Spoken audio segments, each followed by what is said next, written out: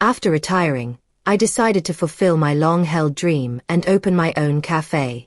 I told my daughter about it and she just laughed and said, "You're a loser.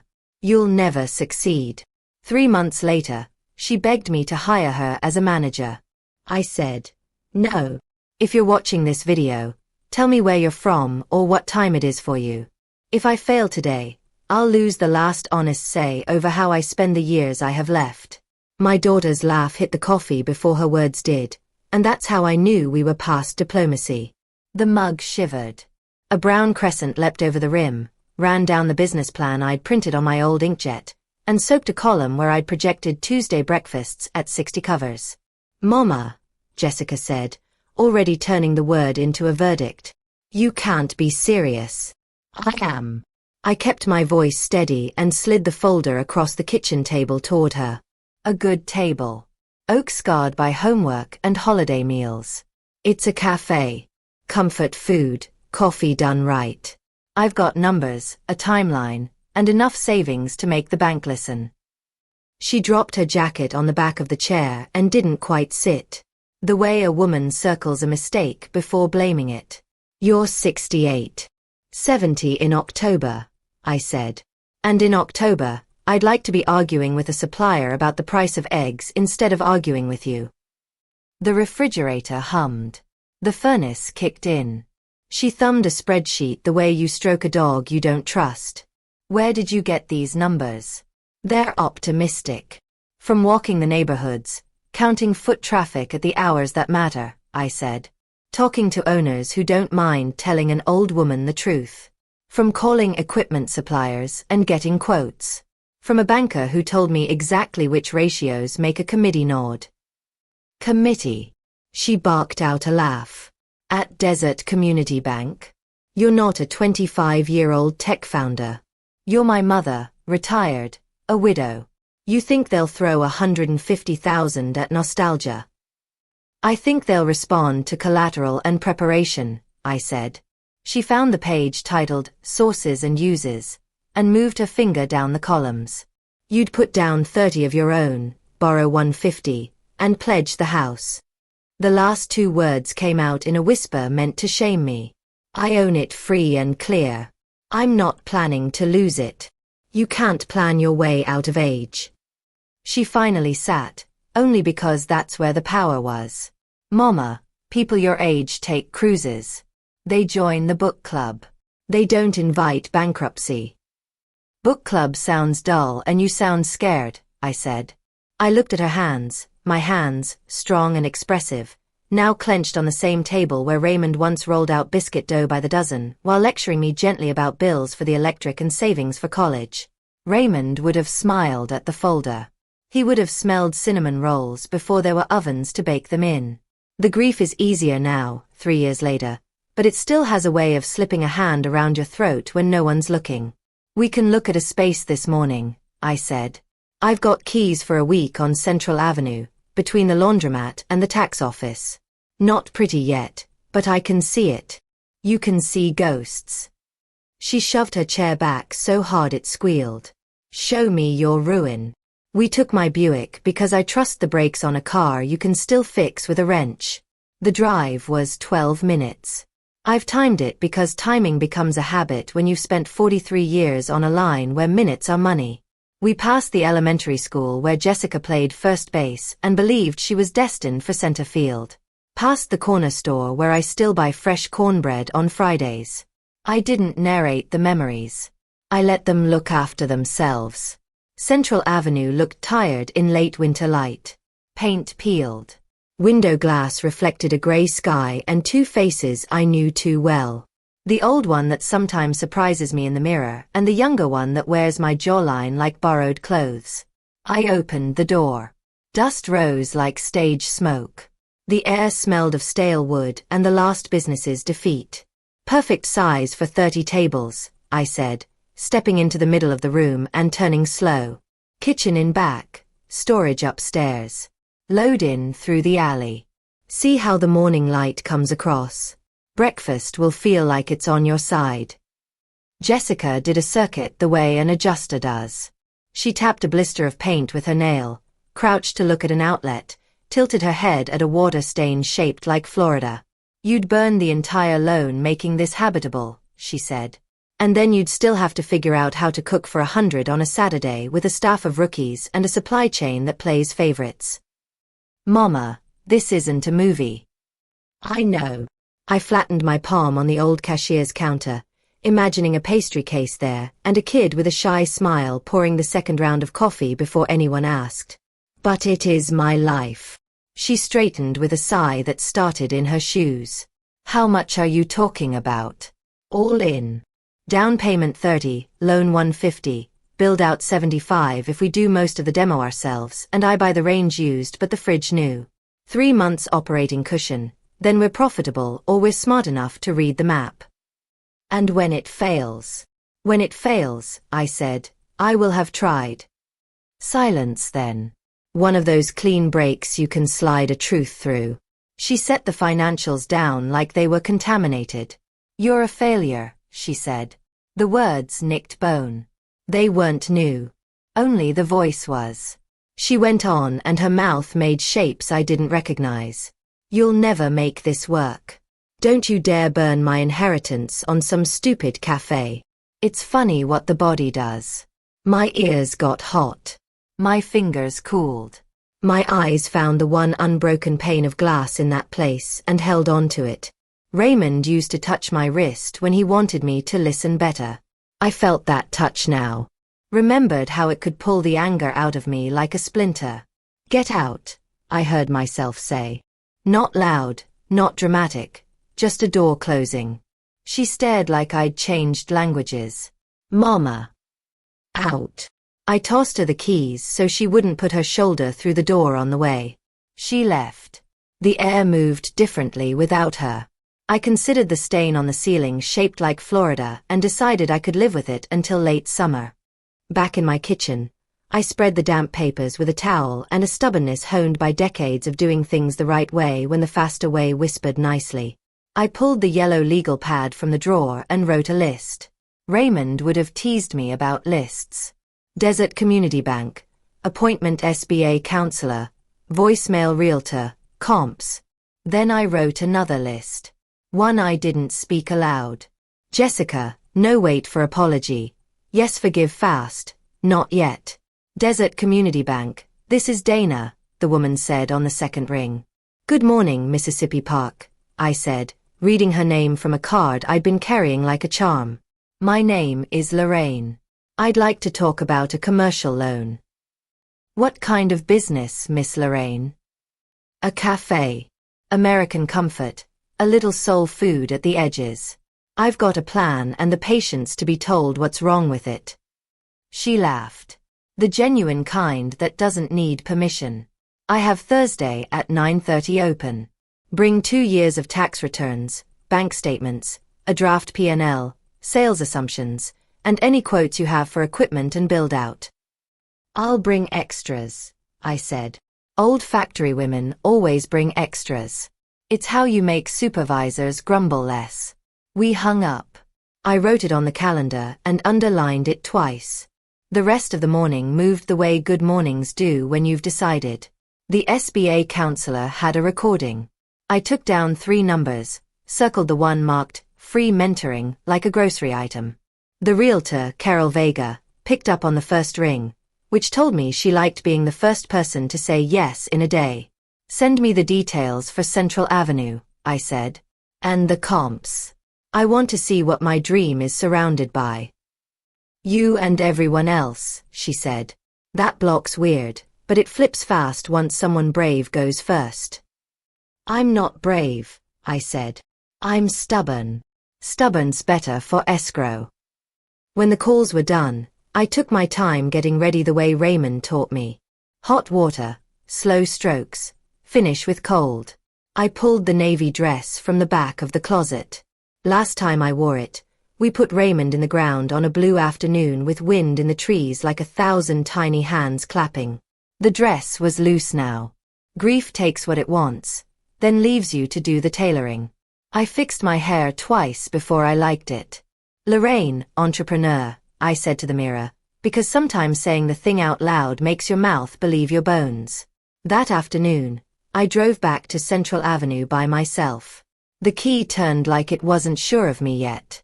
I stepped inside and stood still until the quiet settled.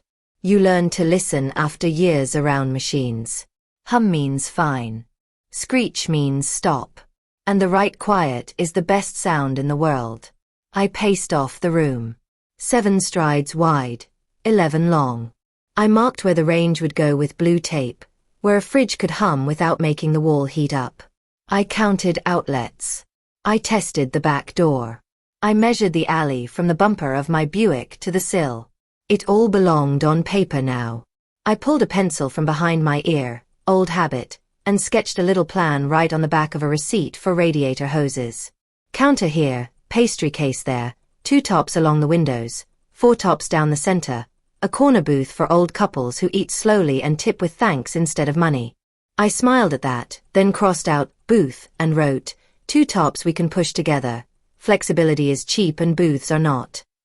A man pushing a stroller paused outside, peering in through the grime. I raised a hand. He waved back like he already wanted this to be a place. That's the thing about cafes. You can make them out of lumber and steel and compliance, but mostly you make them out of permission. Permission to linger, to be known by your order and your laugh. I locked up and drove home before the sun decided it was too late for common women to be out planning revolutions. The house smelled like lemon cleaner because I'd finally wiped the baseboards yesterday. Progress in tiny domestic acts makes room for bolder plans. Evening is when doubt does its best work. It came with the mail. Bills and a coupon for gutter cleaning and a flyer for a funeral home that insists it has modern options. I made rice and greens and a handful of frozen peas because it tastes like the end of long days when you still need something warm. I took out Raymond's album, the one with the culinary school photos where I'm 25 and proud in a borrowed chef's coat. 2 semesters short of a certificate, I traded for the factory job when the doctor bills came. When we learned early that carrying costs and the right thing can be heavy for a long time. I didn't cry. I don't do much of that anymore. I just traced the picture of his smile, round and bright, and said the same prayer I've been saying since the crash that broke the state trooper and my world in one call. Make me useful. Keep me kind. Thursday came the way good days do. Resenting the alarm at first, then deciding to behave. I put the folder in Raymond's old briefcase, the leather scuffed to a history you can't fake. I arrived 10 minutes early because women like me still believe that's on time. The lobby at Desert Community Bank smelled like lilies and ambition. Names on walls, plaques that celebrate mortgage volume. Dana Park met me with a handshake that knew exactly how firm to be. Miss Lorraine, she said. Let's do some paperwork. Her office had diplomas and photos of kids in team uniforms. A legal pad waited for whatever she wrote about me before the computer made it official. I laid out the documents like a careful dealer. Current bank balances, I said. Here are the last 3 returns. Here's the draft P&L with assumptions in the margins. Equipment quotes. A construction estimate with contingencies. Collateral worksheets. And a list of the things I know I don't know. Those are my favorites, she said, and started reading. For an hour it was questions and the small kind of math that reveals big kinds of risk. We talked cost of goods and labor percentages, insurance, permits I hadn't thought to name, and how many covers we'd need to kiss to hit break even by week 12. My pension isn't fat, but it's honest, I said. And my credit score is what you get when you treat every bill like a neighbor. She asked how I'd handle a slow Tuesday, a broken fridge, or a cook who walked mid-shift. I answered like a woman who'd been the one called at 2 a.m. to fix a machine no one else understood. You write a checklist before there's smoke. You keep a friend with a truck. You treat people like they know what matters, and most days they do. At the end, she closed the folder and looked at me the way teachers do when they decide what kind of A to write. This will get serious consideration, she said. We'll need the property appraised, of course. Are you emotionally prepared to pledge your house? That house kept us all these years, I said. It can carry me a while longer. We meet Tuesdays, she said. 10 to 14 business days. I thanked her like I meant it because I did. In the parking lot, I sat in the Buick and didn't start the engine for a while. Sometimes a woman has to let the weight settle where it's going to sit. On impulse, I called Carol. If the numbers pencil, I want to see Central Avenue again, I said. And if it still feels like mine, I want to make an offer contingent on financing. 3 o'clock, she said. We met under a sky the color of nickel. She brought a clipboard, a smile that sold a lot of houses, and a quiet that told me she understood how big the small things are. The previous owner ran an antique shop here, she said, unlocking. Bones are good. Electrical was updated a few years back. Plumbing is old, but honest. You'll need commercial fixtures, obviously. I walked the perimeter and felt strangely taller. Sometimes a decision puts steel in you. The way bridge workers rivet plates and climb down knowing the wind won't own them anymore. I see it, I said. Not perfect. Perfect is the enemy of noon service. Write that down, she said, laughing. We pulled a folding table to the window and stacked paper that would become a life. Offer price, timeline, a short paragraph about intended use and community benefit that I wrote more carefully than any love note I ever sent. When I signed, the pen felt heavy enough to be real. Back home, the house was quiet in the way it is when you've done enough for one day and no one expects anything more. I washed a single plate. I turned off lights the way I always do. Kitchen first, hall second, living room last, so I can say goodnight to the picture of Raymond in his garden where the tomatoes grew like rumors. I slept like a person in a story who doesn't know what the author will do. And in the morning, I woke as the author. Jessica didn't call. I didn't either. There's a kind of peace in letting the phone stay dumb. 2 days later, she showed up at Central Avenue with the suit she wears when she's decided to win. I had a bucket and scraper, learning the rhythm of paint coming off old wood. She kicked the bucket. Soapy water went every which way. Cancel this, she said, standing in my doorway like a storm.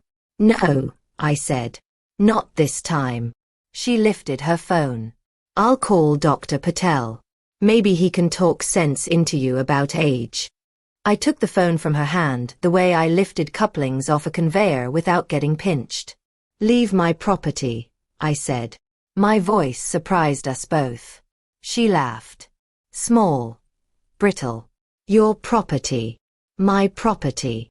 I raised the scraper. I'm working. She left. The door banged. The building absorbed it and went on being a building. I bent to my work again, and the paint came away like a bad mood. That night, I filled out the last of the forms with a hand that didn't shake.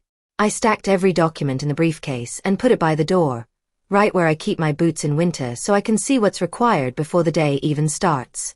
Then I sat in my recliner, the one Raymond picked because he liked the way it hugged me when I fell asleep watching baseball, and I listened to my house breathe. A woman can live a long time inside the quiet of her own choice. I was already asleep when the thought formed that felt like a promise. I am not buying a cafe. I am buying back my voice. On Tuesday, Dana Park called. Her voice was even businesslike with a thread of kindness that makes banks feel less cold. Miss Lorraine, the committee wants to proceed. Conditional approval pending the appraisal and your appetite for risk. I've got an appetite, I said. See, I'm the kind who eats slow, but to the last crumb. We set up the appraisal, and that same day, I called the permits office. A young woman answered, whose voice sounded born to read lists better than poems. Form for the form, Miss Lorraine. Fire suppression plan, ventilation hood, grease trap, restroom accessibility, seating plan, separate handwash sink, safety certification, and passwords for patients. Next window is Thursday. Thursday, I said, and wrote it in the yellow pad. Thank you for the list. The poems will come back someday. Thursday came back. Me, my yellow pad, a tape measure, and the folding chair I'd already signed for with my lower back. The fire inspector arrived early, a woman in glasses that had seen more than they should. She tapped her heel on the floor, glanced up into the ceiling, and nodded to herself. Old wiring, replace it. Aisles between tables, no less than 48 inches. Hood drawings and detectors. Submit for approval. Emergency exit must swing outward. It will, I said. It will in life too. After her came the city's plumber, who sized the grease trap like a tailor takes a jacket. I did the numbers in my head. Not crippling, but it rang a little. Days settled into weeks. Weeks into a braid of checks and checklists. Mornings I scraped paint and pulled nails from boards like they remembered something about me. Afternoons I made the loop through City Hall where the scent of toner and vending machine coffee keeps lines docile. Evenings I drew layouts, where to park the fridge so it wouldn't heat the wall. The way Raymond and I heated each other long ago in the tiny kitchen of our first place. Carol Vega brought a contractor, a solid woman whose palms spoke before her mouth did. Rosa, she said. She's built half the block's restaurants. Rosa walked the perimeter, knocked with her heel, and whistled through her teeth. Floor needs leveling, new hood, smart walls. Leave the load-bearing ones alone. I'll have water in a week. As for money, like this. She wrote a number that wasn't pleasant but was fair. I'll do the demo, I said, pointing at a partition. We'll take it down and haul it out. I'm slow, but I don't steal hours. She nodded. Slow is careful. Careful is cheaper when the meter's running. 2 days later, we were standing ankle-deep in dust, as if August had decided to snow. I cut gypsum. Rosa cut pipe. A kid from her crew hauled buckets of rubble to a truck that smelled like rust and sun. My body remembered its spring. Not youth, but the honest fatigue that makes sleep deep and deserved. City Hall started recognizing me. Coffee cafe, they asked at different windows. Comfort and coffee with a little soul food at the edges, I'd say. Bring copies for your copies, they said. I brought them. Factory women always bring extras. Dana called again. The appraisal cleared. Insurance in place. Closing on Tuesday. I came in wearing the dress that now sat looser than it had at the funeral. The papers were warm from hands and decisions. When I signed, the pen had the weight of house keys you finally earned. Congratulations, Dana said. You now have a debt and a dream. Better than a dream without a debt, I said. Those don't listen. We ordered equipment. I haggled for the fridge like I was buying a boat to get me onto still water. I chose a used range. There's an honesty to cast iron that brand new shine can't guarantee. The hood arrived 3 days late, just long enough to teach me patience again. While we waited, I painted the ceiling a white someone had named Cloudy Morning, though to me it was just clean. By the time the fire inspector returned, I knew where every screw lived. She walked through and said, Good. Hang the exit signs and change the detector batteries more often than you're used to. More often than I talk to my daughter, I thought, and only said, Will do. On Jessica. Silence. Phones know how to keep quiet better than people. I worked and talked to Raymond in my head. Showed him the tulips I'd put in vases, the color of the cups, cream and heavy, because warmth should have weight. Explained why there'd be no booth in the corner, but pairs of 2 tops we could join. Flexibility is cheaper than wood. A young server found us. Marcus, the neighbor's nephew, who smiles shyly and remembers orders the first time. A dishwasher, too. Keisha, who carries water like it's more important than she is. I taught them to wipe tables on the diagonal. Never forget the second pour of coffee. And look people in the eye just long enough to let them feel seen without feeling revealed. I kept the menu simple. Eggs done right. Cinnamon toast. Chili with beans for the kind who like warmth by the spoon. Sweet potato hand pies from Raymond's mama's recipe. Not exactly hers because my fingers remember differently, but close. And oatmeal with brown sugar and butter. Food that remembers simple mornings. The week of the opening, I did what I do. Made a list. Post in the neighborhood group announcements at 2 churches. Ask Carol and Rosa to spread the word. 500 flyers from the coffee shop on the corner. On the flyer, I typed, "Grand opening, Saturday, May 17th, 8:01 a.m. An old cat calendar lay on the table. I glanced at it and moved on. Cats lie sometimes. Saturday came smelling of cleanser and fresh steel filings. Rosa was fussing with a shelf. We switched on the sign. It didn't cast much light, but it held the name, and that was enough. I set the pies in the case and poured myself the first coffee as a test. The bitterness true, the acid honest. 8 o'clock. 8:05. 8:10. No one. Marcus moved the vases. Keisha wiped a table that already shone. I watched the door like a river myth, and it kept its counsel. At 9, I pretended to check the thermostat. At 10, to count sugar packets. We served each other eggs and toast, and they tasted like a conversation that won't come together. At 11, a man with a stroller came in. The same one who had once waved to me through the dirty glass. He looked sheepish. "Oh, I thought it was tomorrow," he said, holding up a flyer. Everyone in the group was saying Sunday.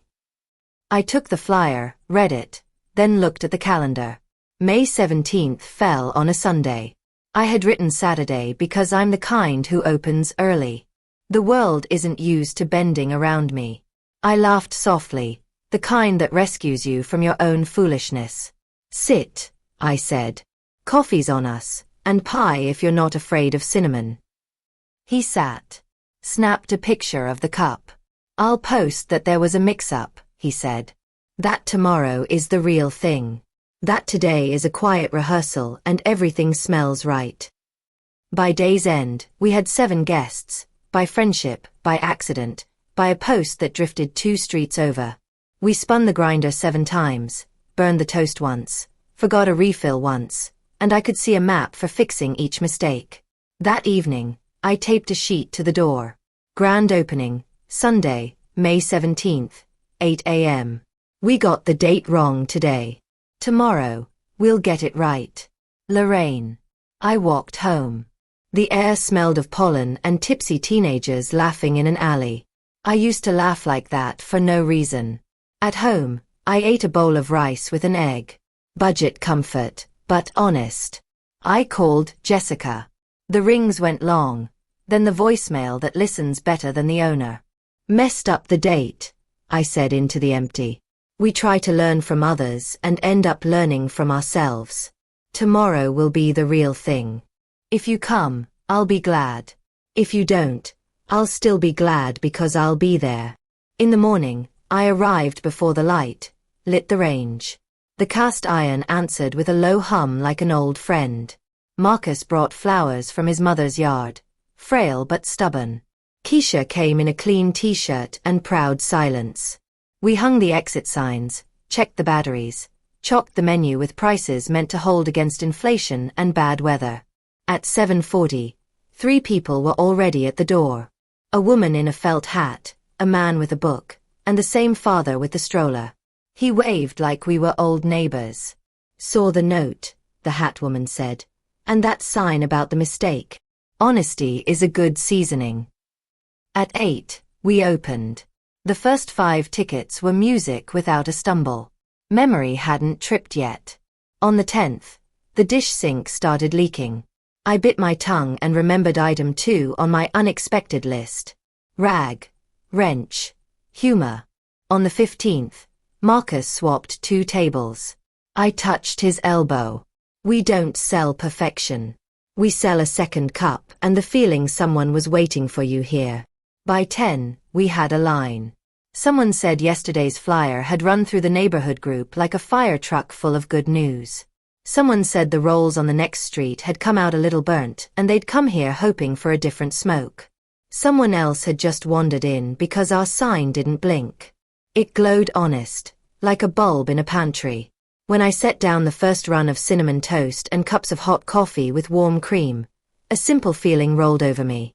Not I've won, but I'm working. After 43 years on a line, I know the difference.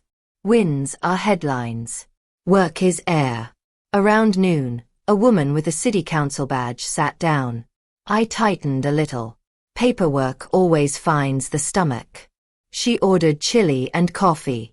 She ate, wiped a spoon with a napkin the way people do who sign documents in the air. Good room, she said. Clear aisles. Clear what to do in a fire. Keep accessibility in mind. If you need a ramp, we can help with a program. Thank you, I said. I like programs that keep us from turning into ogres. By the end of the day, my back was singing the blues and the till, something more cheerful. We closed half an hour later than planned because no one wants to be the person who tells the last guest that's enough. In the kitchen, I took off my apron, and it felt lighter than breakfast. I walked the floor slowly, the way you walk a field after harvest, studying the crumbs left behind and the places where something took root. On the table by the window, someone had left a flyer with the corrected word, Sunday. I slipped it into Raymond's old briefcase alongside the loan documents and the seating layout. Let them rest together. The debt, the plan, and the mistake that became the first right day. At home, I called Jessica again. Voicemail listened better than she did. Only people came, I said. Your hands could too if you want. There's a place here for anyone who shows up on time. Today we were on time. Before bed, I opened Raymond's album. In one photo he holds a pie, round as a well said, "I'm sorry." I touched the edge of the picture like I could steal a taste of cinnamon from paper. We opened, I whispered. We got a little wrong, then we did it right. You'd have been the first to smile. Night exhaled. The house answered with a wooden click in the baseboard. I fell asleep feeling that the concrete under the floor held me as firmly as the papers in the briefcase. Paper grants permission. Concrete gives weight. You need both when you're building something other people can lean on. Tomorrow the extinguisher man would come. The day after, the milk supplier. After that, ordinary mornings and new faces. And somewhere ahead, the turn everyone warned me about, the moment success starts talking louder than conscience. I set my hand on the briefcase as if I could feel the right words inside. Then I told myself what I'd said on day one. Make lists. Pay on time. Pour the second cup. And don't open the door to anyone who shows up only to take your right to your own voice. Then the light went out, and in the dark I heard the kitchen breathe. It was the sound I'd waited for since I was young. Not triumph, just a quiet readiness for morning. By the third week, the cafe had a pulse. It began with small things finding their places. Marcus learned the 8-second pour that gets you to the rim without a meniscus of regret. Keisha found the mop stroke that doesn't leave a crescent of water under chair legs to dampen a stranger's cuff. I learned the oven's moods, how the back left rack runs a whisper hotter, so the sweet potato hand pies on that side need to rotate once like dancers taking turns near the mirror. People started claiming corners. The felt hat woman brought a crossword and a pencil sharpened to courtroom standards. The bookman tried a new table every day like light was a spice he wanted to taste from all angles. The father with the stroller came at 10 when paper napkins could be stacked, refolded, and used as forts. I began to remember names the way cooks remember temperatures, by feeling rather than fear. I started keeping a small notebook in my apron pocket and not needing it. On a Thursday, a review ran in the Phoenix Gazette, a quiet yes on Central Avenue. The writer liked our eggs, not clever, just right. Liked the coffee, clean acidity, a kind bitterness like an honest friend. And wrote 2 sentences about the cinnamon toast that made me blush in the walk-in. Someone taped the clipping to the big jar of brown sugar, and by 11 we had a line that reached the door and curved into the sidewalk like a river reluctant to scour its banks. Congratulations, said the city councilwoman when she came back, this time with 2 men in blazers who ordered chili and asked about the ramp. You've got rhythm. I've got lists, I said. The rhythm came to keep up. Lunch happened to us before we had time to rename it.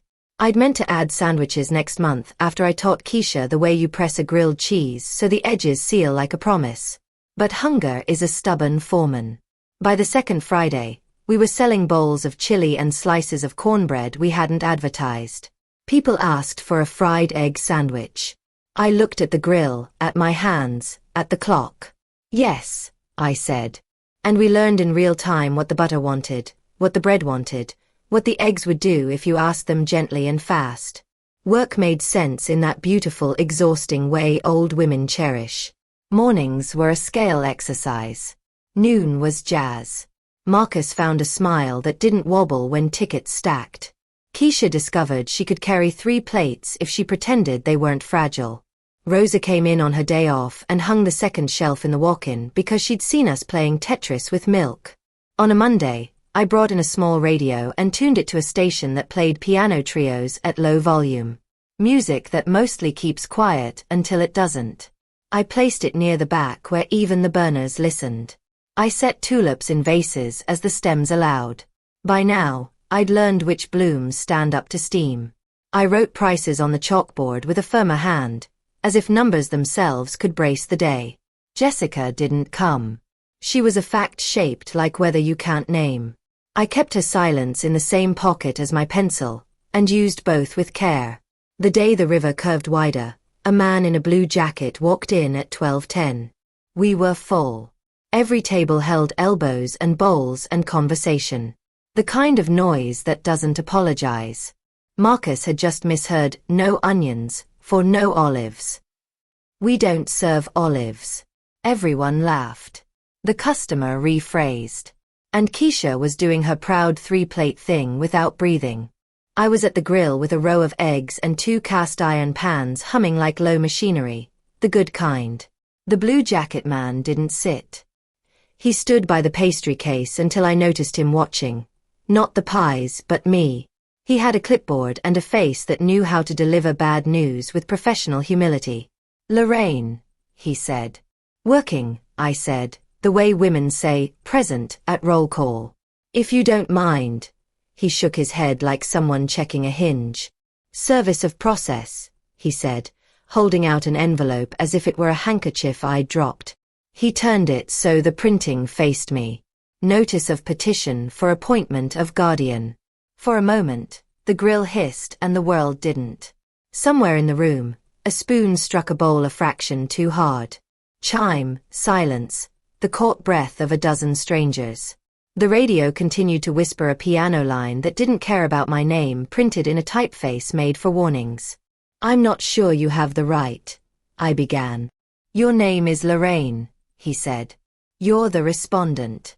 Court dates in 30 days. I just deliver.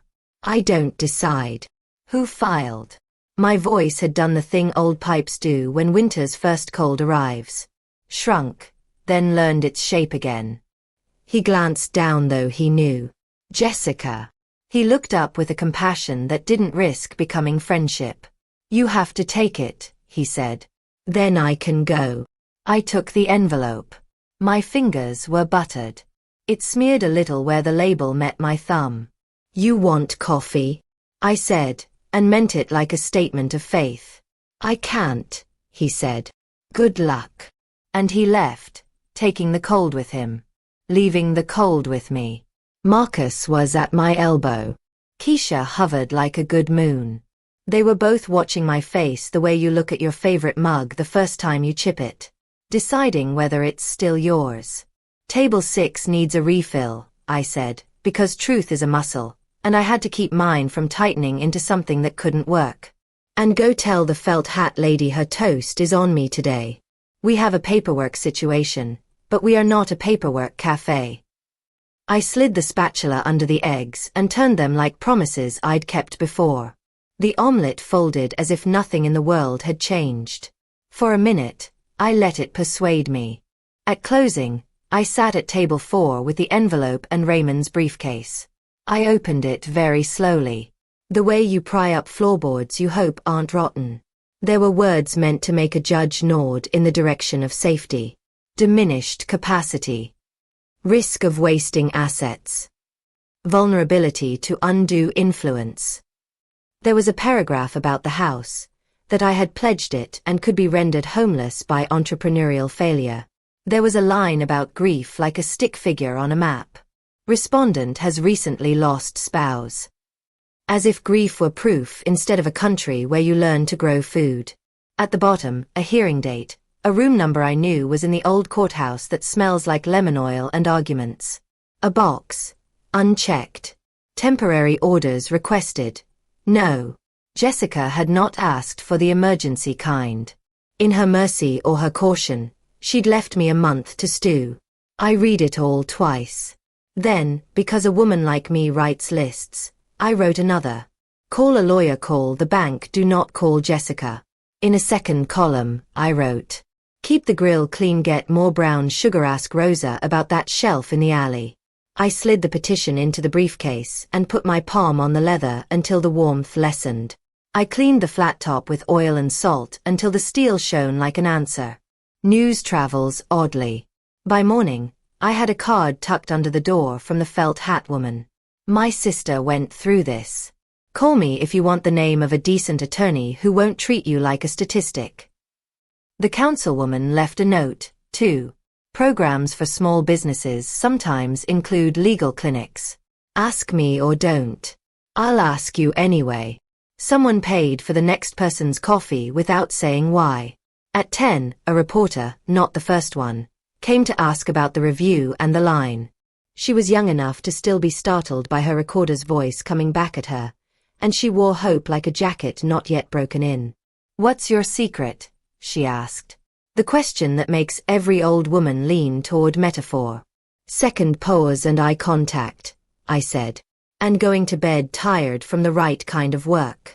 She glanced at my hands. Your daughter filed a petition. True, I said.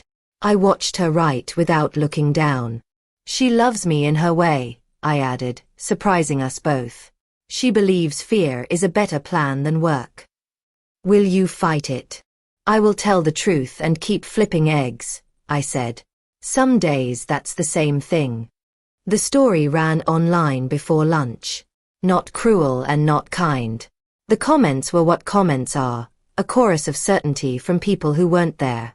By noon, the line was down the block, and the room had that sweet, unrepeatable charge. Strangers breathing at the same tempo. Hunger giving them a purpose that isn't war. At 12:20, Jessica arrived. I knew by the way Marcus's eyes found mine before his feet moved. She didn't wear the funeral dress. She wore a fear some women mistake for responsibility. She took in the line, the clatter, the neatness of Keisha's plate stack, the chalkboard with the day's oatmeal note. Add raisins, no surcharge. We're not monsters. She looked at me the way women look at a wall they plan to move. Mama, she said. Working, I said. Not unkind. She came to the end of the counter. You got the papers? I got the papers. You shouldn't have done this, she said, and her voice climbed a rung I remembered from her softball days when she'd overthrow and miss by a foot. Eat something, I said.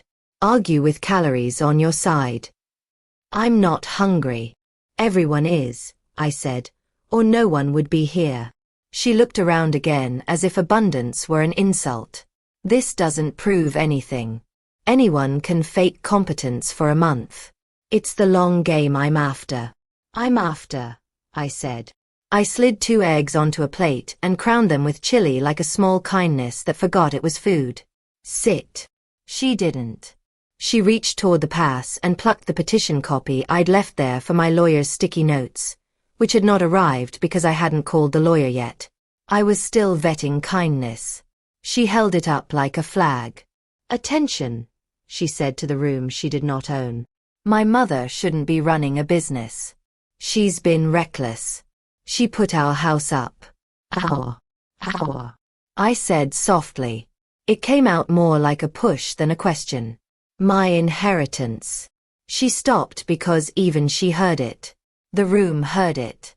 Silence has a way of getting louder at the exact wrong time. Marcus's face did something terrible and forgiving at once. The felt hat woman folded her paper without creases, waiting to see if the tide would change or only find a new bank. The councilwoman, who had come in the minute before and taken a seat like a citizen does when the town is small, set down her spoon and stood. She didn't speak. She didn't have to. Authority sometimes is just the body refusing to sway. Sit, I said again. or leave. Jessica's eyes were the color of storms that never learned to move on. She put the paper down, not where it belonged, but not on the floor either. She turned and walked out. Not fast. The bell on the door did its small, bright duty. Noise returned in a different key, like a band finding its place after a bad request. Somebody said, "That chili smells incredible." Someone else said, "What was that about inheritance?" The felt hat woman, as if choosing the easier grace in a room that needed one, said to no one in particular, "She'll feel differently after she eats." People laughed because nobody knew what else to do and because laughter is the cheapest decent medicine. When the rush thinned, I took out Raymond's briefcase and dialed the number on the card the felt hat woman had left. "You don't know me," I said when the voice answered. "But I can pay in money and pie." "That will do," said the voice, and gave me an appointment for tomorrow at 4. That night, instead of the album, I took out Raymond's recipe cards and the one with the grease stain that looks like a boot. On the back, he had written in a younger hand than I remembered, "When in doubt, lower the heat and keep stirring." I put the card beside the petition and let the words do the only kind of fighting that doesn't leave bruises. I slept shallow and woke early. The kitchen breathed. The range hummed. The chalkboard waited. I wrote, "Raisins still free. So is advice if you don't mind it coming with butter." We opened. People came. Work resumed its argument against fear. At 10, the councilwoman slid a brochure across the counter. Small Business Legal Clinic, Wednesdays, Main Library. "If you want," she said. "If I want," I said. At noon, a man I didn't know set down 2 20s and said, "For whoever can't pay today." At 2, Marcus asked, "Are you okay?" "I'm old," I said. "Old is a kind of okay." He nodded like someone who had skipped a few grades in a hard school. "I like your radio," he said, and turned it up a hair. The piano obliged. The room breathed with it. Around 3, I went into the alley to stand where the noise isn't, and let the salt air from the kitchen cling to me the way a stitched memory does. The dumpster lid clanged somewhere down the block. A cat considered me, judged me survivable, and went on. There, among cardboard and the echo of plates, I made another list in my head. Systems before feelings, lawyer before explanations, ramp before pride, pay the milkman, keep the second cup full, teach Keisha the grilled cheese, seal tomorrow, and for Jessica. Leave the door unlocked in the part of yourself that still believes in late arrivals. Work pulled me back in. The grill required an answer. I gave it one. By close, we had sold out of chili and most of the toast. I wiped the board clean, drew tomorrow's oatmeal heart, and stacked plates so that the top one would be easy for Keisha in the morning. I locked the front, washed my hands in the way Raymond taught me. Hot, slow, finish with cold, and put the petition back in the briefcase. Midway, the story had turned. Not cruel and not fair. Just turned. The cafe had found its people. Pride had found its limit. The law had found my name. I had found the next thing to do. Lists, I've learned, are a kind of prayer. I made a short one in the dark and slept with it finished. Tell the truth, keep the flame steady, don't let anyone, child, judge, stranger, take the second cup from a person who needs to feel expected. The rest would argue with me soon enough. In the morning, I intended to be ready. Success doesn't knock. It leans on the bell and then complains about the sound. By week 5, the room was full more often than it wasn't. The till sang a happier tune, and the expenses learned the chorus. Flour, butter, milk, coffee, each with a personality and an invoice. I started doing the numbers at the back table every night. Apron folded beside the ledger like a tired flag. Prime cost, food plus labor, was coming in at 71%. That's a number you can survive if you're young and sponsored, not if you're old and pledged. We need systems, I told the room, which in a cafe is the same thing as telling yourself. So I made them. Morning par sheets for eggs, bread, brown sugar. Prep lists with boxes we actually checked. A 1-page line check for the grill. Thermometers calibrated. Sanitizer at the right strength. Rag buckets that knew what they were about. I wrote a closing checklist that ended with, breathe out, because ending lists with verbs you can do helps you remember the rest. Marcus took to it like he'd been waiting his whole life for someone to draw the map and hand him the pen. I like the boxes, he said, and started adding little hearts beside the items he preferred to do first. Keisha learned to count the dish chemicals like they were sugar packets. I taped recipes to the underside of the shelf by the pass. Weights, not handfuls. Cast iron forgives a lot. Margins do not. The lawyer the felt hat woman had recommended turned out to be a woman in a charcoal suit and shoes made for hallways. Ruth Allen, attorney at law. Her office faced a brick wall and a mesquite tree that did its best in the square of sky it had. I read the petition, she said without preamble. Guardianship is a serious remedy.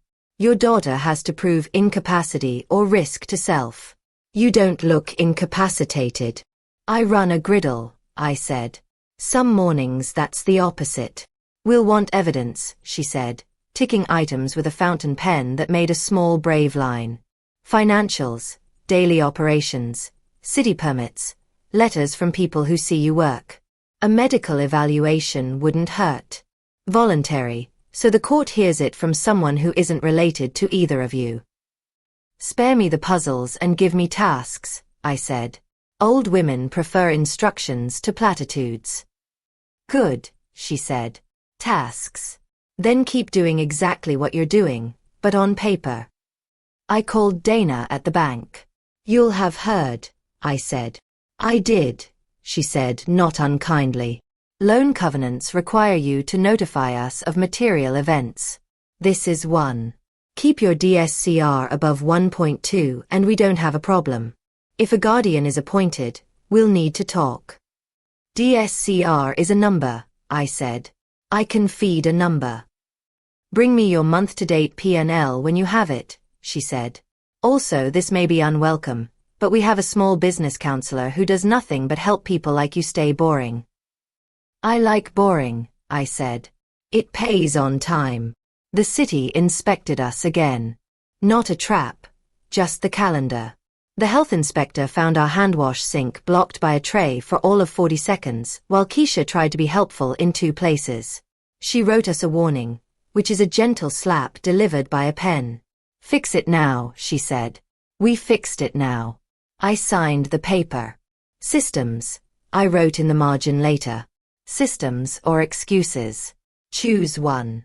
On a Thursday, Carol walked in with a smile that had a second smile folded behind it. Neighboring unit just came available, she said. Landlords willing to discuss a knock-through and a short-term lease on the second bay. Option window closes next Friday. Double or nothing, I said, hearing my own breath weigh itself. The second space meant more tables, a proper bakery counter, storage that wasn't pretending to be a broom closet. It also meant more of everything I had just learned to hold without dropping. Contingent on financing, obviously, Carol said. And you can write a clause, if the court does something unhelpful, we all walk away, friends. I poured her a coffee and looked at the wall we could cut. The light was good on that side. Tables would feel like mornings. I can't promise a decision tomorrow. You shouldn't, she said. But don't let the fear make the decision for you either. That night, I ran the numbers with my body doing that old factory ache in the places Raymond once rubbed because he knew the map of me. The math was clear. If we held labor at 30 and food at 35. If we kept the average check a hair higher without being the kind of place that surprises you at the register. The second bay could pay for itself by month 4 and make us less fragile by month 6. If. At noon the next day, the cafe decided to test whether I believed my own list-making. Marcus's midterm exam landed on a Friday. Keisha's grandmother fell ill and she left with my blessing and the clean spoon we once used for taste tests. Rituals matter even when they're ridiculous. Rosa had promised to swing by to look at the alley shelf, but a job ran long. We were a staff of 1.5, me and a high schooler who could bus tables if gravity cooperated. The line didn't care. Eggs didn't care. Chili didn't care. I burned 2 toasts in a row and swore softly in a language I learned on shop floors. The felt hat woman refilled someone's water without asking. The father with the stroller ran plates like he'd always wanted to. A stranger stacked cups like a mason. I don't romanticize unpaid labor. I paid each of them with pie as if currency had a cinnamon exchange rate. And when I caught my breath, I hired a part-time runner with a handshake and an offered schedule for Saturdays and Sundays. The lawyer called between tickets.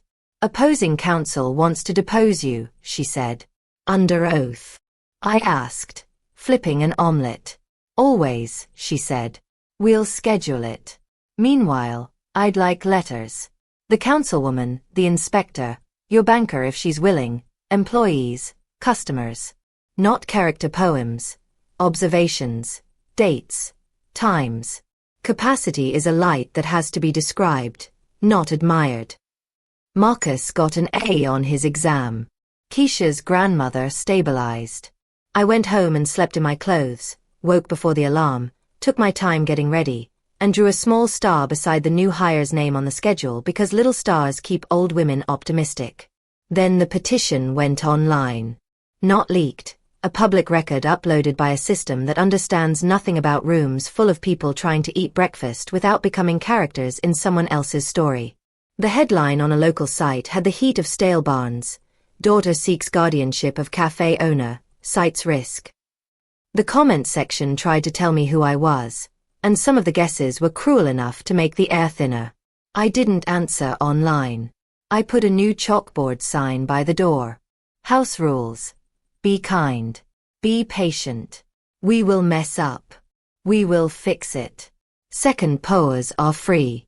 So is dignity. The room relaxed like a shoulder under a warm compress. At 10:30, the councilwoman returned with a clipboard and eyes that challenge without scolding.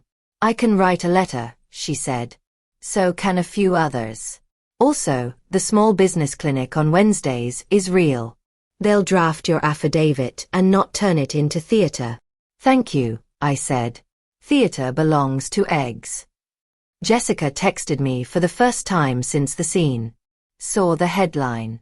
"It will be easier if you don't fight this." I typed and erased 4 responses, then sent none. Instead, I made oatmeal the way I like it, stubborn, and fed a man who said he'd been at the courthouse all morning selling copier paper to rooms that never run out of words. By Monday, we had 3 new part-timers. Lily, who laughed at the wrong moments but never forgot a refill. Alicia, who could carry 4 plates and make it look like 3. And Ronald, who reminded me of Raymond only in the way he held a knife like he respected it. I trained them in the systems. Open with the list. Close with the list. Eye contact. Second POAs. We sell breakfast and being expected. I wrote, "We don't upsell kindness," at the top of the SOP binder because I didn't want anyone selling the wrong thing. The bank asked for a site visit. Dana came in a navy blazer that didn't mind grease. She watched the tickets, saw the line, looked at the clean handwash sink, read the chalkboard rule about dignity, and smiled the way bankers do when the math appears to be behaving. "Your margins?" she asked softly at the back table. "Improving," I said, showing her the ledger. Raised the cinnamon toast 50 cents. Switched to bulk brown sugar. Negotiated 3% off milk for paying early. Par sheets cut waste by 8%. She nodded at the column of percentages, then at the room. "So, the second bay?" "Still a question," I said. "Option expires Friday." "If you do it," she said, "do it like you did this, deliberate and on paper. Your debt service is fine now. Expansion doesn't make friends with sloppiness." "I taught sloppiness to cross the street," I said. She laughed and wrote her own note in a tidy hand. Borrower demonstrates capacity. Site visit consistent with stated operations. A small sentence that felt like a sandbag against a rising river. The deposition landed on a Wednesday right after the lunch rush. A conference room with a view of air conditioning units and the truth seated at a table. Jessica was there in a blazer that tried to argue for adulthood. Her lawyer began the way women who've never run a grill begin, establishing identity, as if I might have worn someone else's face to trick the eggs. Miss Lorraine, do you recall pledging your home as collateral for a business loan? Yes. And do you understand the risk of default? I've lived with risk long enough to know it by its first name. Have you ever forgotten where you are? In court, I said. Not yet. Ruth tapped my shoe under the table. Humor finds limits same as heat. They asked about grief, as if grief were a permanent storm rather than whether we learn to walk through. They asked about recipes on the wall, as if printing were proof of forgetting. They asked whether I'd ever left the back door unlocked. I said yes once, and now we have a checklist, I said. They asked my age one too many times, and I told them, older than some mistakes, younger than others. Jessica didn't look at me except when her lawyer wanted her to. Her mouth was the color of decisions that believed themselves merciful. After, in the hallway that smells of dust and frustration, she said, "It's not too late." For what? I asked. To let me help. File fewer petitions, I said. That would help. She looked down, and for a blink I saw the girl who pitched too hard because she wanted praise to be undeniable. Then she put her eyes back in their holsters and walked away. Thursday afternoon, Carol called with the landlord on hold. "We can offer a 6-month add-on with a 60-day out if the court does something interfering," she said delicately. "Deposit due Friday by close. After that, the space goes to a man who sells mattresses with fireworks." Fireworks, I said. "It's a theme," she said. "Please spare us." I cooked through the dinner hour, which isn't much of an hour at a breakfast place, and I listened for the answer I could live with. The room helped.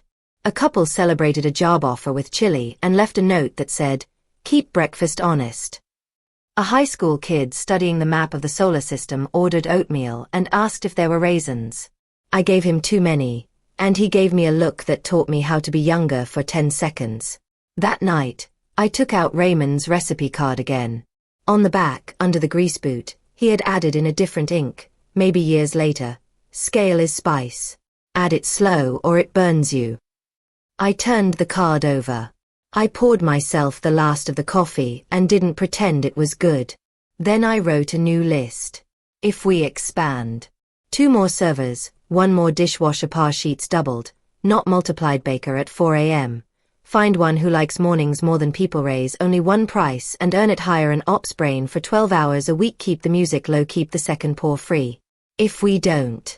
Refuse the panic of scarcity, make the line a kind place, guard the staff from the crush, save cash for the court's whims. I slept badly and woke decided. Friday, 7:15 a.m. I called Carol. "I'll take the option," I said, "contingent on financing and on me keeping my soul." "We'll write that last clause metaphorically," she said. I moved money. I signed a check that felt heavier than the pen. I sent it with a copy of the bank site visit note, Ruth's draft affidavit, and the health inspection follow-up.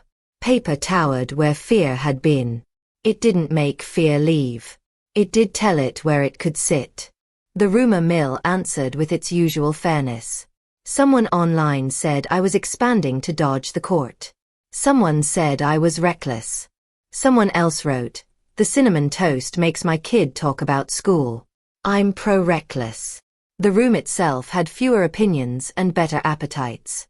We served, refilled, wiped, counted, apologized, corrected, and by 3 I had that particular headache numbers carry under their coats. At 4, an envelope arrived by certified mail. Motion to appoint temporary guardian. New paper, new push. Jessica's lawyer had changed course. They wanted the court to restrict major financial decisions pending the hearing. A judge could grant it without meeting me if the reasons sounded like safety. Friday, 4 p.m. A time chosen by people who know exactly what it does to a woman's weekend. I read it standing at the counter where Raymond's tulips were doing their last brave day.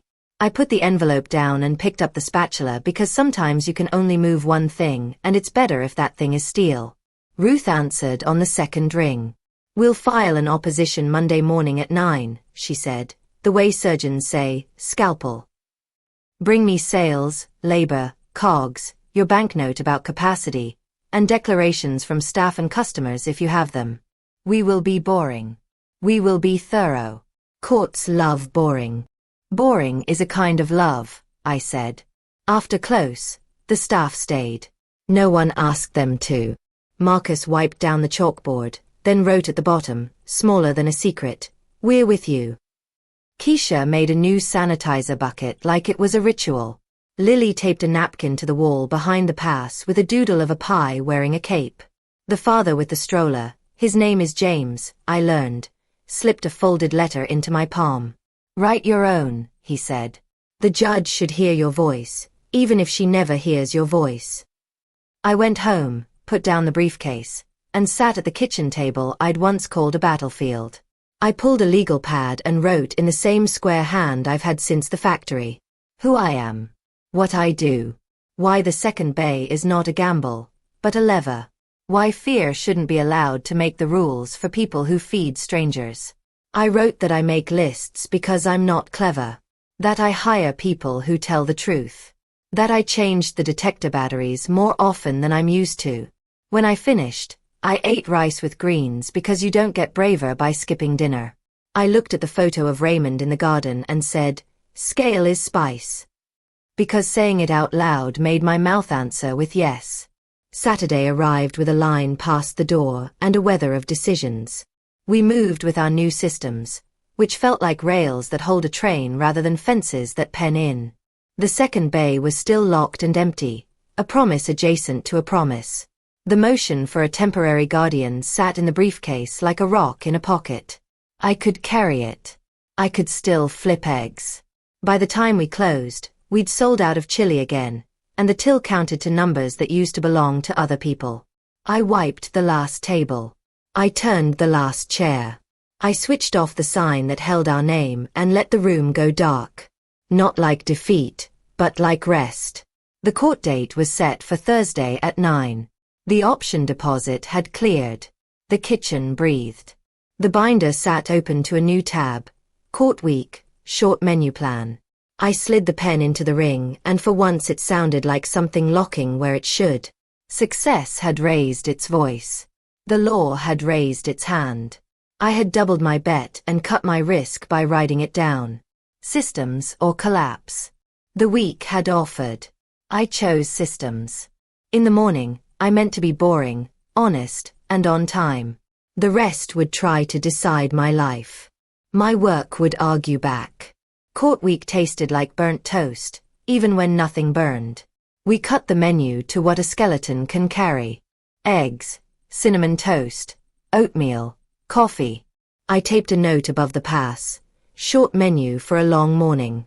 I tucked the exhibits Ruth had printed into Raymond's briefcase.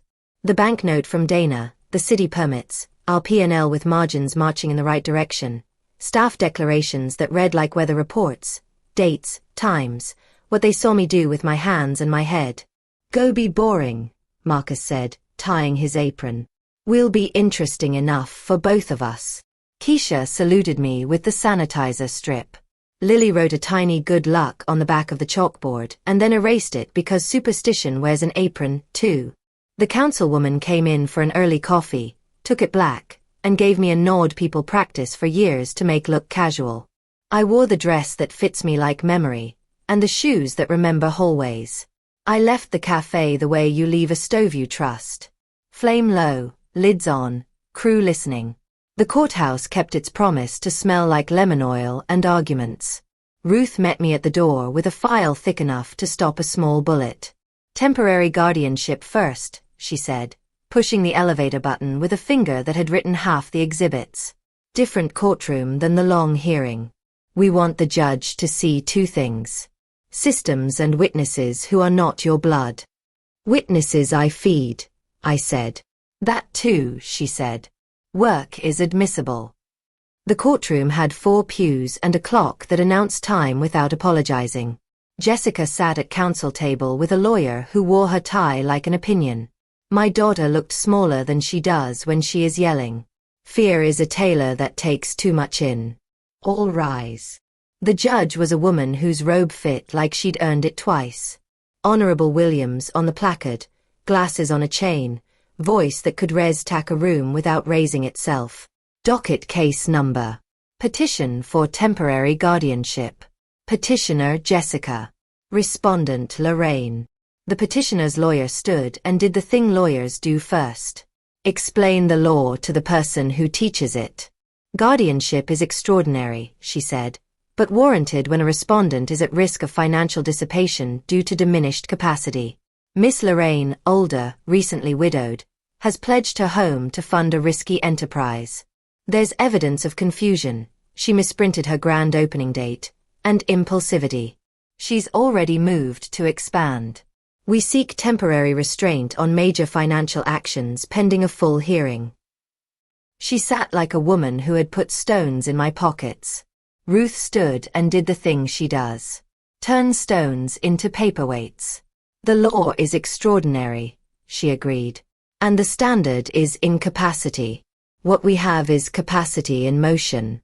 A running cafe, staff who depend on her, permits, inspections, bank covenants met, systems. The opening date error self-corrected, turned into a successful opening. The expansion. Papered as an option only, contingent on financing, and ironically, this court. Judge Williams looked at me the way people look at a range before they decide if it's clean. Miss Lorraine, step forward. I did. Briefcase in one hand, the way women go to work and to war.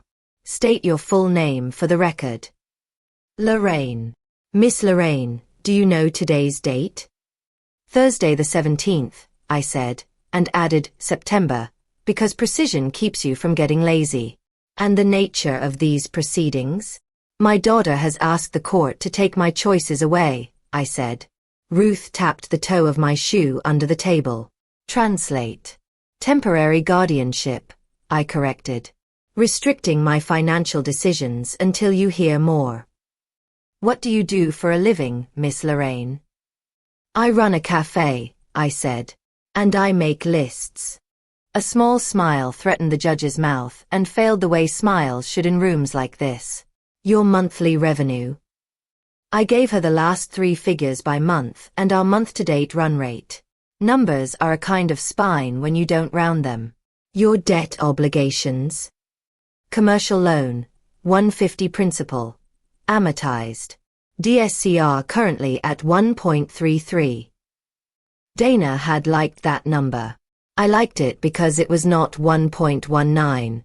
House pledged yes. Do you understand the risk? Very clearly, I said. I spent 43 years on a line making other people's risks work. I do not think courage cancels math. Why expand? She asked, reading something only judges see in the way women stand. The second bay lets us stop turning away people we could feed, I said. It adds tables and a bakery counter and storage that isn't a broom closet in disguise. It lowers fragility. I have an option, not a lease. I wrote a clause that lets me walk if this court says so. I do not sign things I can't carry. The petitioner's lawyer put on her frown like a tie clip. Miss Lorraine, did you misprint your opening date? Yes, I said. And then I printed the correct one and served 7 people on the wrong day and a line on the right one. A system is what you do after the mistake. Have you ever left the back door unlocked? Once. We added it to the closing checklist. Do you ever forget to take your medication? I take vitamins because my doctor likes hope, I said. The cafe takes my memory twice a day and gives it back better. She tried again. How old are you, Miss Lorraine? 70 in October, I said. Older than some mistakes, younger than the courthouse. Ruth called witnesses that didn't need prep because they were only describing air. Dana testified softly about site visits and ratios. The councilwoman, calm as a stop sign, spoke about clear aisles, posted permits, and a woman who shows up when she says she will. Marcus, in his best thrift store shirt, told the court about lists and second pours, and how I teach with my hands when my mouth would hurry. Keisha, in a clean dress, said, I know where every screw lives. None of them said I was a saint. Saints don't pass health inspections. Jessica testified last. She told the court I had changed since Dad died. That I was chasing something. That I'd staked our house. She said, "Our," like a fence. Ruth stood and let the silence ask its question. "Jessica," she said, "do you live in your mother's house?" "No." "Do you pay the mortgage?" "There isn't one." "Do you pay her bills?" "No." "Has your mother asked you for money?" "No." "Are you asking this court to take your mother's choices because you think grief is dangerous, or because you're afraid she won't leave you what you expected?" Jessica's lawyer objected and the judge sustained, words about speculation and form, but the heir had heard it. Sometimes a question is not for the record. It is for the room. Judge Williams took off her glasses and cleaned them with a square of cloth the size of a truth. "Temporary guardianship," she said, "is for fires. I see sparks. I do not see flame. I see an older adult who has undertaken a risky but structured venture, who has systems, who has informed herself of the risks, and who appears to be meeting them. I also see a family conflict that has not learned how to be a conversation. Petition for temporary guardianship is denied. We will keep the long hearing on calendar if the petitioner wishes to proceed. In the meantime, Miss Lorraine, I encourage you to meet with counsel to discuss durable powers and succession planning that do not require court intervention. Jessica, I encourage you to consider whether protecting your mother requires displacing her. Court is adjourned. The gavel is a small sound that changes your morning. In the hallway, Jessica caught up to me near a drinking fountain that had been waiting 50 years to quench something larger than a throat. "It's not over," she said. Her mouth had found the color of storms again. "It doesn't have to keep going," I said. "You could still sign something. Put the house in a trust. Give me co-control. If you want to play restaurant, at least let me make sure you don't throw everything away." "I did not ask you to hold my life so you could feel safe," I said. "I asked you to eat breakfast." "This isn't about breakfast, Mama." "It is exactly about breakfast," I said, and surprised us both with the warmth in my voice. "It's about the ordinary work that keeps people from turning into their worst stories. I am doing that work. I will put a durable power in writing. I will write a will that is as clear as eggs on a plate. I will appoint someone who is not you to handle anything if I cannot, because I will not make you my warden or my debtor. If you file again, file. But don't call it love." She swallowed and failed at it. "You're choosing a cafe over your daughter." "I am choosing a boundary so I can keep being a mother," I said. "I won't rescue you by disappearing into your fear. You're welcome at my table. You're not welcome at my throat." She closed her eyes, and for a second the girl who once threw too hard to prove she could be seen put her hand on the drinking fountain the way you put a hand on a baseball fence and try to breathe. Then she left.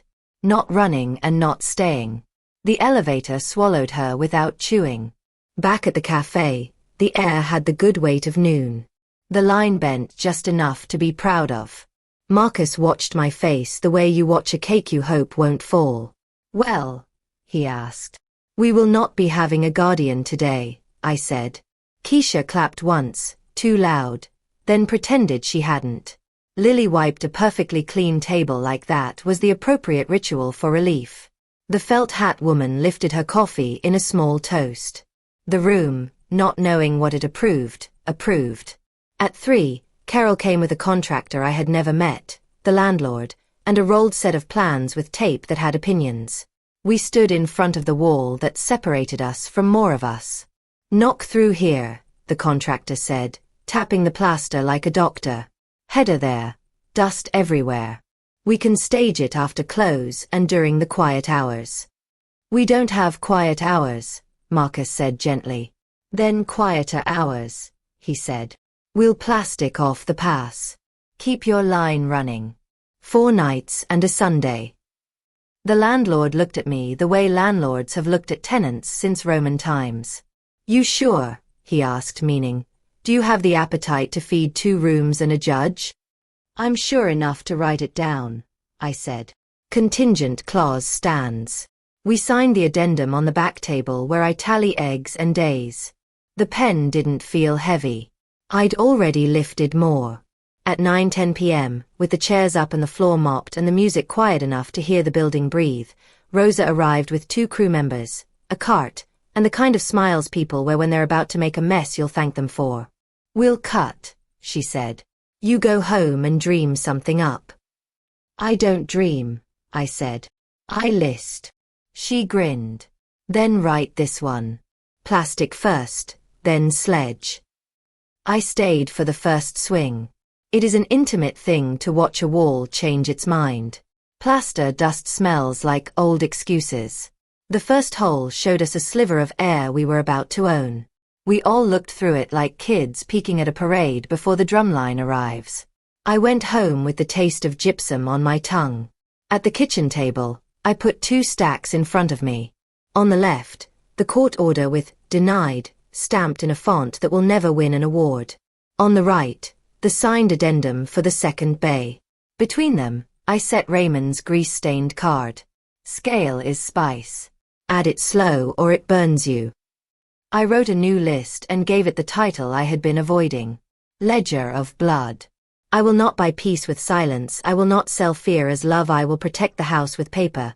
Not panic, I will eat with my daughter when she comes as a guest, I will not be her debtor nor her jailer, I will leave clear instructions for the day I cannot make my own, because dignity plans ahead.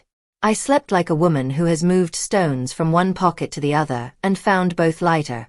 By Sunday night, the knock-through was framed, the dust bagged, the second bay swept like a future.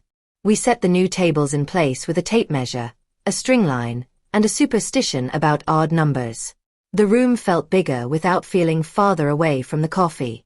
Marcus stood in the middle and turned slowly like light was trying on outfits. "More of us," he said. "Same of us," I said. We opened the second bay on a Tuesday with no fanfare because work prefers a plain entrance. The chalkboard in the old room read, "New seats that feel like morning." The chalkboard in the new room read, "Same second pour." James, the father with a stroller, came early and staked the window table that now had a view that made his son clap. The felt hat woman sat in the new corner where crosswords rest better. The councilwoman took a seat in the middle and smiled in both directions like a bridge. At 10:15, the fire inspector walked through with her glasses that see things bolts try to hide. She nodded once, twice. "Clearance is good. Signs visible. Batteries." "More often than I'm used to," I said.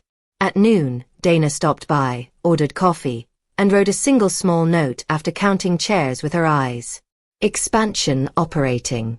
Traffic consistent. Owner oriented to risk." An ungenerous sentence to some. To me, a benediction.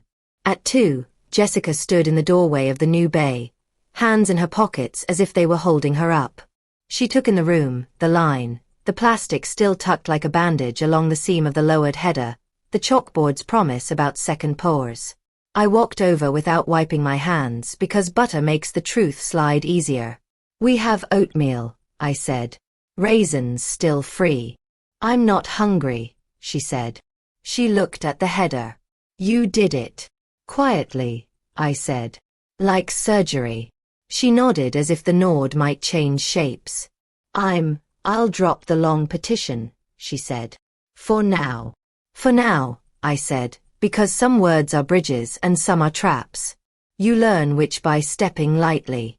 She looked at the tables, at the tulips trying to be brave in afternoon light. "Can I?" she began and then chose a different sentence. "If I come in, can I pay?" "If you come in, you eat," I said. "And you sit. And we talk about the weather and the price of eggs and how your arm still drops before you release. And if you want advice from me, you ask for advice. If you want money, you ask for money and accept no as an answer.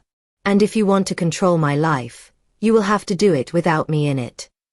She looked down, then up, then at the door, then at the table by the window where morning sits.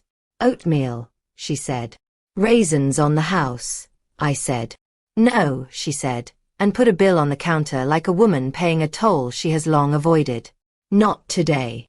I poured the second cup and said nothing, which is sometimes how mothers speak when they are done explaining. The lunch rush arrived for its appointment with hunger. The new bay breathed with the old. The radio sent a piano line across the seam we had made in the wall, and the day accepted it without complaint. Late afternoon, when the room exhaled and the coffee was between batches, I opened the briefcase and slid the court order behind the SOP binder. I slid the expansion addendum behind the par sheets. Paper beside paper. Work beside work. In the corner of the page that had once said, Court Week, Short Menu Plan, I wrote, Climax is just another word for a decision you live with, and closed the ring with a sound like something locking where it should. My ledger felt balanced. Not fair, not finished. Balanced. I had chosen the boundary that lets mercy breathe. The wall was down. The door to my life was still mine. The second pour stayed free. Morning would come. It always does if you set the place. The week after the wall came down, the room learned its new lungs. Mornings opened a little wider. The line bent without snapping.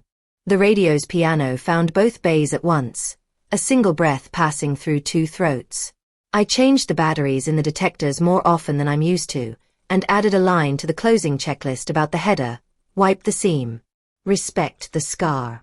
Ruth filed the last paper we owed to the court and slid a folder across her desk to me. Durable power of attorney, she said. Healthcare proxy. A simple will.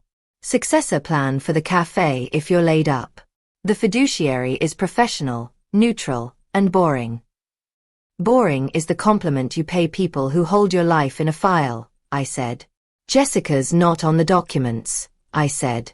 She's not a villain, she said. And she's not the right role for this story. I know, I said. I'm trying to give her a part that isn't jailer.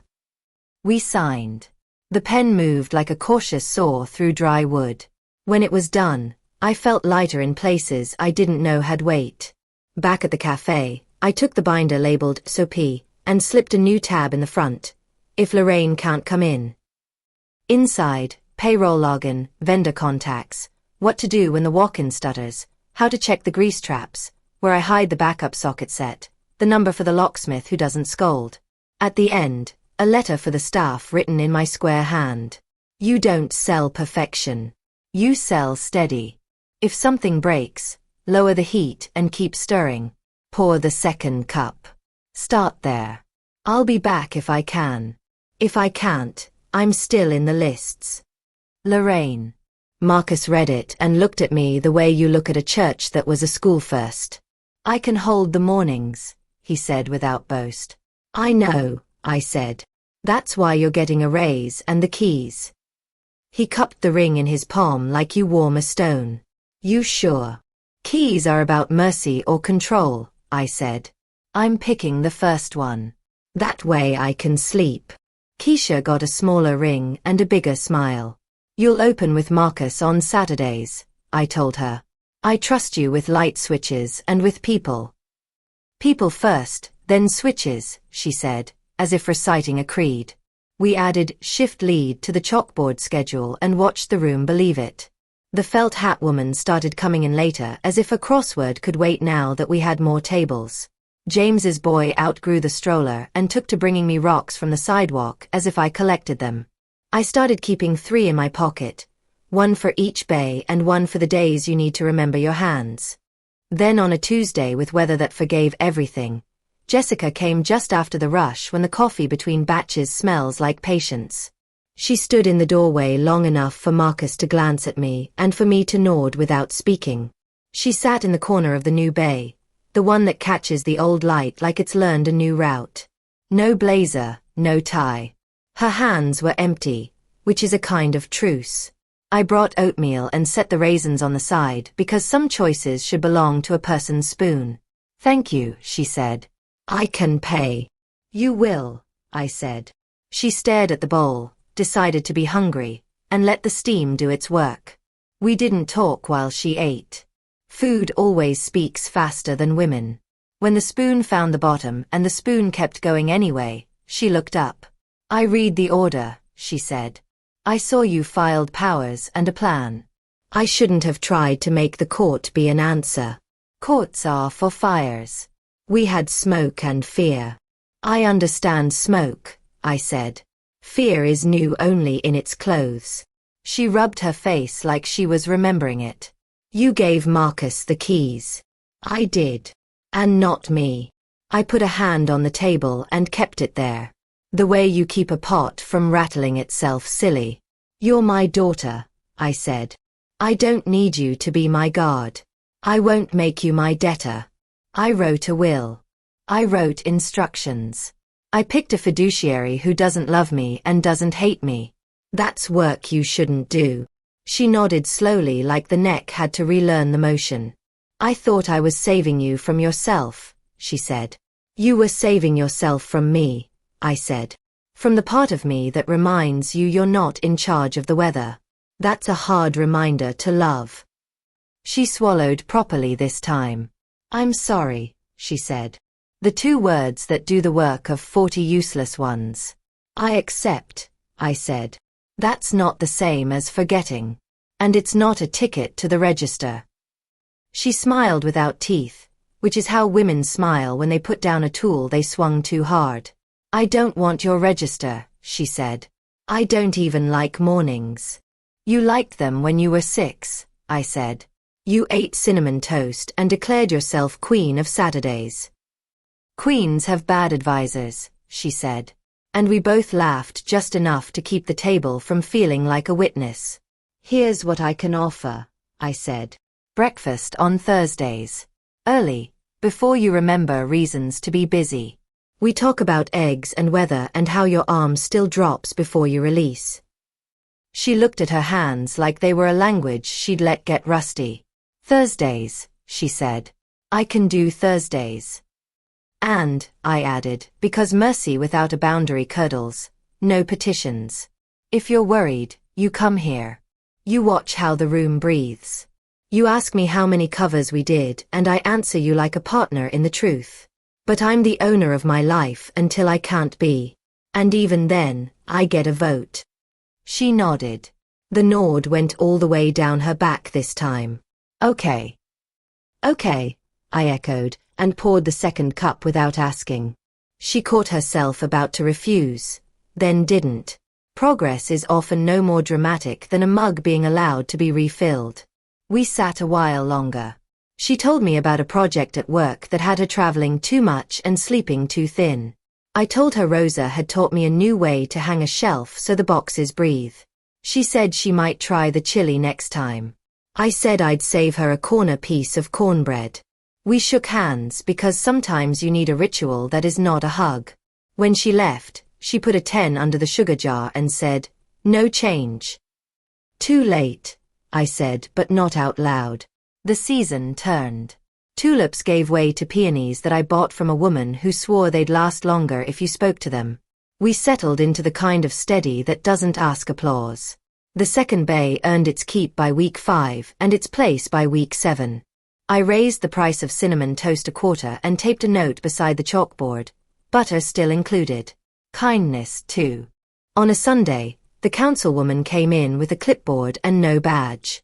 There's a small business roundtable Tuesday night, she said. They want you to talk about systems. Not speeches, lists. I don't do speeches, I said. But I can bring a checklist and a story about a back door. She smiled. Stories that unlock doors are the only ones worth hearing. I started taking a half day off every other week. Marcus scolded me into it by hiding my apron during the lunch rush. On those afternoons, I sat on the bench outside with a paper cup and watched strangers become regulars by the simple act of walking in twice. Sometimes I drove to the cemetery with a piece of sweet potato pie wrapped in foil and split it with a stone that doesn't eat. I told Raymond about the second bay and about Jessica saying, Thursdays, like she meant it. The long petition didn't vanish. It aged out. Paper without motion becomes a file. The judge's order went into the briefcase behind the SOP where it belongs, near the work, not ahead of it. We kept adding small mercies. Raisins still free stayed on the board. We put a small basket near the register with a card. If you can, put $1. If you need, take $1. It never ran out and it never overflowed. That felt like a sign the math was honest. One morning, as the first light took the trouble to come up the street, I unlocked the door and realized the ring in my hand weighed less. Not because there were fewer keys, there were more, but because more hands could carry them. "Marcus," I said when he came in, hair up like someone who had won a quiet race. "Take the open." He blinked at me, then passed me at the room the way a captain looks at a ship she sailed from apprentice to helm. She walked to the switches, made light, checked the sinks, counted the cups, and drew the first line of the day on the chalkboard. "Oatmeal is stubborn on purpose." I sat at table 3 with Raymond's briefcase open and his grease-stained card beside it like a compass. I wrote 2 letters. The first was for Jessica, sealed and not to be opened unless the briefcase had to be opened by someone else. "Daughter. No one taught me how to be old without making everyone around me carry it. I hope I'm learning. If this letter is in your hand, the cafe will tell you what to do better than I can. Feed people. Pay on time. Change the batteries more often than you're used to. Keep the second paw free. Don't turn fear into a job. If you can sit in a corner and eat oatmeal once a week, you are doing motherhood right from your side." The second letter was for the staff, to be read aloud if needed, preferably before the first pot drains. You know the lists. You know where the screws live. You know the difference between winning and working. You also know the most important thing, that dignity is cheaper to give away than to hoard. Keep giving it away. I love you. I trust you. Keys are mercy. Use them that way. I put both in the briefcase, closed it, set it in the office safe, and went out to the line where the griddle waits for answers. At 7:40, Jessica walked in and took the same corner table. She waved, not to me but to the room. Progress has a way of learning to wave before it learns to sing. I brought her oatmeal without asking, and she lifted the raisins with the spoon like a woman making a small decision on purpose. "How's Thursday?" I asked. "Better with breakfast," she said. "Most things are," I said. She nodded at Marcus behind the pass, at Keisha stacking cups, at Lily drawing a neat heart around the price of cinnamon toast. "You did it," she said. "We did it," I said, and meant her in it too. Not at the register, not in the file, but at the table where the work of being a daughter and a mother is exactly as ordinary and difficult as eating while the day begins. By 9, the room was at that hum I chase. Not triumph, just air moving in and out of people who believe they were expected. The header's seam caught the light and didn't apologize for being a seam. The sign outside didn't blink. It glowed. The kitchen breathed. I poured a second cup for the felt hat woman and a first for a new face that would be a regular by June. I adjusted the list above the pass and added a small final line to the bottom, one that had taken me 70 years to write. Mercy is a boundary you keep, not a debt you pay. Then I went back to the grill and flipped eggs the way I always have. Steady wrist, quick turn, heat low enough to forgive and high enough to finish.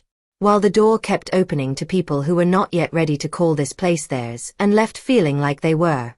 If this story resonated with you, leave a like and consider subscribing. You can also drop any comment below, even just one word. Maybe tell me where you're watching from or what time it is right now. Sometimes one word is enough to say you were here.